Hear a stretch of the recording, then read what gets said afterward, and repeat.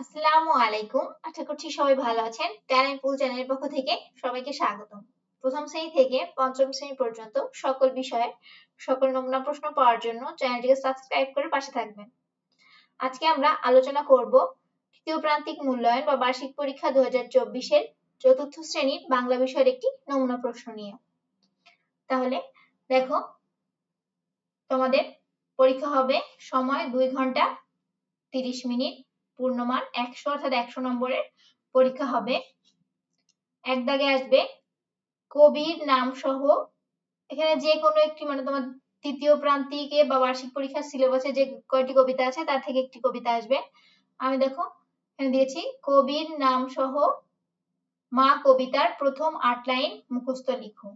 এখানে কবিতার নামে 1 নম্বর, কবির নামে 1 নম্বর আর 8 লাইন কবিতার জন্য 8 নম্বর, এই হচ্ছে মোট 10 নম্বর। 2 দাগে দেখো সংক্ষিপ্ত প্রশ্নের উত্তর দাও যে কোনো 4টি, অর্থাৎ সংক্ষিপ্ত প্রশ্নের উত্তর লিখবে যে কোনো 4টির জন্য 8 নম্বর। তোমাদের প্রশ্ন কাঠামো কিন্তু এরকমই থাকবে, কিন্তু প্রশ্নগুলো পরিবর্তন করে দিতে পারে বিদ্যালয় ভেদে, এক এক বিদ্যালয়ে এক এক রকম প্রশ্ন দিতে পারে। কথায় দেখো সর্দারজিকে চেনা যায় কিভাবে, চেনা যায় কি দেখে? খতে পানাম নগর কি জন্য বিখ্যাত? গতে খোকা মাকে নিয়ে কোথায় যাচ্ছে? ঘতে পাহাড়পুর নামটা কিভাবে হলো? ওতে লিপি বলতে কি বোঝো? আর চতে হযরত উমর রাদিয়াল্লাহু তাআলা আনহু কোথায় জন্মগ্রহণ করেন? এই 6টি থেকে যে কোনো 4টি প্রশ্নের উত্তর লিখবে। 3 দাগে দেখো রচনামূলক প্রশ্নের উত্তর দাও যে কোনো 3টি। ওই দিকে 4 মার্ক করে মোট 12 মার্ক, অর্থাৎ 12 নম্বর। করে দেখো পাঠানদের অভ্যর্থনা কেমন হয়ে থাকে এবং কেন? খতে লোকশিল্প কাকে বলে? লোকশিল্প জাদুঘর কেন দরকার? সোনারগাঁও লোকশিল্প জাদুঘর কে প্রতিষ্ঠা করেন? কতে ভাগ্য খোকার সঙ্গে ছিল, মা একথা বললেন কেন? ঘতে বাংলা লিপি কিভাবে এলো? কখন থেকে মানুষ সভ্যতার পথে নতুন যাত্রা শুরু হলো? ওতে হযরত উমর রাদিয়াল্লাহু তাআলা আনহু এর উপদেশগুলো কি কি? এখান থেকে যে কোনো 3টি প্রশ্নের উত্তর লিখবে। 4 দাগে দেখো প্রদত্ত শব্দগুলোর অর্থ লেখো যে কোনো 5টি, অর্থাৎ শব্দের অর্থ লিখবে যে কোনো 5টির জন্য 5 নম্বর। এখানে 7টি দেওয়া আছে, তোমরা 5টি লিখবে। অভ্যর্থনা, ছিনু, কোষমুক্ত, মসলিন, জোড়া দেখি, সুপ্রাচীন, বঙ্গলিপি। 5 দাগে আসবে দেখো খালি জায়গায় সঠিক শব্দ বসিয়ে শূন্যস্থান পূরণ করো। এখানেও 5টির জন্য 5 নম্বর। ক অন্যায়ের কাছে কখনো ড্যাশ নত করব না। খ মেঘ ডেকে আকাশে বিদ্যুৎ চমকে বাজ পড়লে অবাক ড্যাশ ভাবে। গ নদীর ধারে গজিয়ে ওঠা ড্যাশ বাতাসে দুলতে থাকে। ঘ কোন ড্যাশ যদি নিজের যোগ্যতায় আমির হয় তবে তাকে মেনে চলবে। ও নদীর জল ড্যাশ হয়ে এক জায়গা থেকে অন্য জায়গায় চলে যায়। তো সঠিক শব্দ দিয়ে শূন্যস্থান পূরণ করবে। 6 দাগে প্রদত্ত শব্দগুলোর বিপরীত শব্দ লিখো যে কোনো 5টি, অর্থাৎ 6 দাগে তোমাদের বিপরীত শব্দ লিখতে আসবে। এখানে 7টি দেওয়া আছে, যে কোনো 5টি বিপরীত শব্দ তোমরা লিখবে। কঠিন, যাওয়া, বিদেশ, আলো, রোদ, আরম্ভ, গরম। এখান থেকে যে কোনো 5টি লিখবে।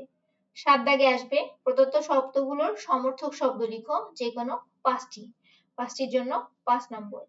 এখানে আছে দেখো ফুল, পৃথিবী, পতাকা, পানি, নদী, সূর্য, সাগর। 8 দাগে নিচের শব্দগুলো দিয়ে বাক্য তৈরি করো যে কোনো 5টি। এখানেও দেখো 7টি শব্দ দেওয়া আছে, থেকে যে কোনো 5টি দিয়ে তোমরা বাক্য তৈরি করবে। পেশোয়ার, সংবর্ধনা, তরবারি, নিখুঁত, কোমল, দরদি, কোষাগার। 9 দাগে উপযুক্ত স্থানে বিরাম চিহ্ন বসিয়ে অনুচ্ছেদটি তোমার উত্তরপত্রে লিখো। এখানেও 5 নম্বর। এখানে দেখো একটি অনুচ্ছেদ লেখা আছে, এখানে কোনো বিরাম চিহ্ন বসানো নেই, অর্থাৎ দাড়ি কমা বসানো নেই, তোমরা সঠিক জায়গায় সঠিকটি বসাবে। 10 দাগে সঠিক উত্তরটি বাছাই করে উত্তরপত্রে লেখো। এখানে 5টির জন্য 5 নম্বর। কতে দেখো ঘুরে আসি সোনারগাঁও গল্পে শিক্ষা সফরে সবাই কোথায় যাচ্ছিল? ক একে দেখো যাত্রাবাড়ি, 2 সোনারগাঁও, 3 পাহাড়পুর, 4 চট্টগ্রাম। সঠিক যে অপশনটি হবে সেই অপশনটি তোমরা খাতায় লিখবে। খতে দক্ষিণ পূর্ব বাংলার শাসনকর্তা ছিলেন, এখানে দেখো 4টি অপশন দেওয়া আছে, সঠিকটি খাতায় লিখবে। গতে ঢাকা থেকে সোনারগাঁয়ের দূরত্ব 27 কিলোমিটার, 22 কিলোমিটার, 25 কিলোমিটার, 28 কিলোমিটার। ঘতে আলেকজান্ডার কানিংহাম এই পুরাকীর্তি আবিষ্কার করেন 1779 সালে, 1879 সালে, 1979 সালে, 1679 সালে। সঠিকটি খাতায় লিখবে। ওতে বিহার এলাকাটি বিস্তৃত 50 একর জুড়ে, 40 একর জুড়ে, 60 একর জুড়ে, 30 একর জুড়ে। 11 দাগে কি আসবে? নিচের যুক্ত বর্ণগুলো ভেঙে দেখাও এবং প্রতিটি যুক্ত বর্ণ দিয়ে একটি করে শব্দ তৈরি করো। এখানে 5টি, যে কোনো 5টি করতে বলেছে, 5টির জন্য 10 নম্বর। দেখো মোট 60টি দেওয়া আছে, তার থেকে যে কোনো 5টি যুক্ত বর্ণ ভেঙে দেখাবে এবং সেটি দিয়ে শব্দ তৈরি করবে। তারপর 7 দাগে আসবে দেখো এক কথায় প্রকাশ করো যে কোনো 5টি। এখানেও 5টির জন্য 5 নম্বর। এখানে 60টি দেওয়া আছে, যে কোনো 5টি করবে। কতে দেখো পূর্বে যা দেখা যায়নি। খতে যারা কাঁধে পালকি বহন করে। গতে যা সহজে লাভ করা যায় না। ঘতে বাংলা ভাষার বর্ণ। চতে যুদ্ধ করেন যিনি। ছতে খাপ থেকে বের করে আনা। তারপরে দেখো 13 দাগে কি আসবে? 13 দাগে তোমাদের চিঠি অথবা দরখাস্ত আসবে। আমি একটি চিঠি দিয়েছি, দেখো মনে করো তোমার নাম শান্ত বা শান্তা, তুমি 5ম শ্রেণীতে পড়ো। তোমার বার্ষিক পরীক্ষার প্রস্তুতি কেমন হয়েছে তা জানিয়ে তোমার বাবাকে একটি পত্র লিখো। এর জন্য এটি পত্রটি লিখতে পারলে তোমরা পাবে 8 নম্বর।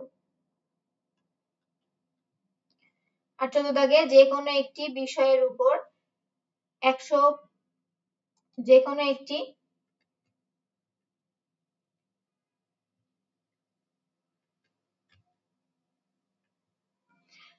একটি বিষয়ের উপর 150 শব্দের একটি রচনা লেখো। এখানে রচনায় কত নম্বর? 12 নম্বর। তোমার মা সোনারগাঁও, খলিফা হযরত উমর রাদিয়াল্লাহু তাআলা আনহু। তাহলে 14 দাগে আসবে হচ্ছে রচনা। রচনাটি 150 শব্দের হতে হবে।